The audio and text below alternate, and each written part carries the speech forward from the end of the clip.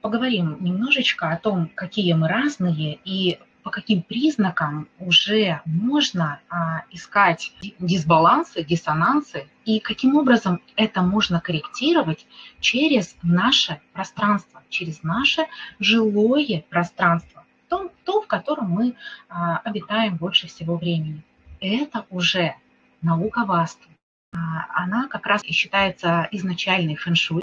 Самые первые знания о том, как на нашей планете, на нашей Земле правильно строить города, районы, дома, как правильно обустраивать. Мы можем только отвечать за свое жилое пространство и обустраивать его таким образом, чтобы оно дарило в первую очередь нам энергию, силы, а значит и здоровье.